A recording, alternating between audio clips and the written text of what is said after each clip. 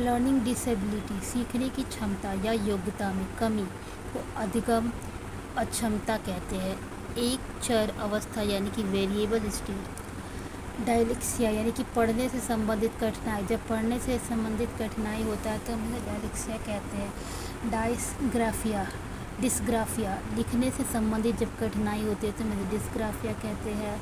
डाइकुलसिया गणितीय गणना से संबंधित समस्या होती है तो उसे डाइकुलसिया कहते हैं।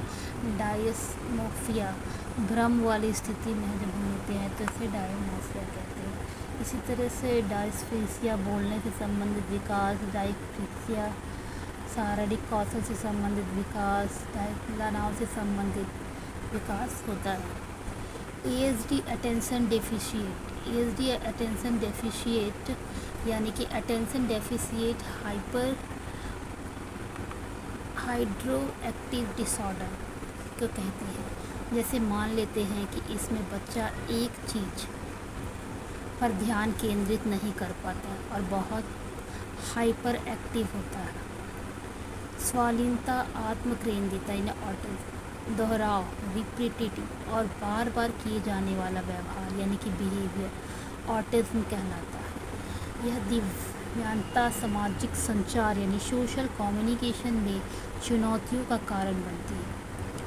RPWD एक्ट 2016 एक्ट 1995 के स्थान पर PWD एक्ट 2060 लाया गया। PWD एक्ट 2060 में PW एक्ट 1995 में मौजूदा विकलांगता के 7 प्रकारों से बढ़कर 21 प्रकार कर दिए गए और साथ ही यह भी सुनिश्चित कर दिया गया कि केंद्र सरकार के पास और विकलांगता के प्रकार जोड़ने की शक्ति भी होगी। इसके द्वारा सुझाई गई शक्तियाँ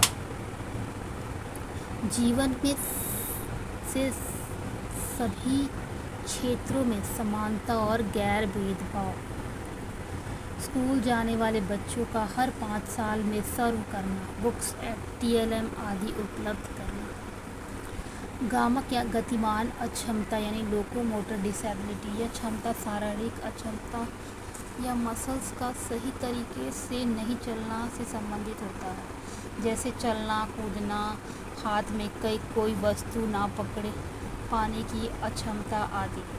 ईल थॉर्नडाइक कहते हैं कि त्रुटि एवं प्रयास का सिद्धांत, trial and error theory. Thorndike एक अमेरिकन वैज्ञानिक थे।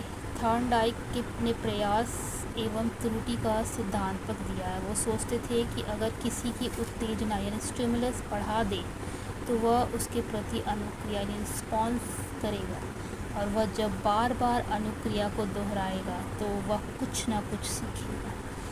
थॉर्नडाइक ने एक पिंजरे में भूखी बिल्ली को बंद कर दिया और बाहर एक मरी मछली रख दी। पिंजरे में एक लीवर लगा होता है जिस पर पैर पड़ने पर गेट खुल जाता है। बिल्ली भूख के मारे छटपटाती है, इधर उधर घूमती है और अचानक उसका पैर उस लीवर पर पड़ जाता है और गेट खुल जाता है और बिल्ली अपने लक्ष्य यानी कि मृत मछली तक पहुंच जाती है। यह प्रयोग सिद्धांत यह बताता है कि जब हम प्रयास करेंगे तो त्रुटियां होगी, लेकिन अंत में हम अपने लक्ष्य तक पहुंच जाएंगे यानी सीख जाएंगे।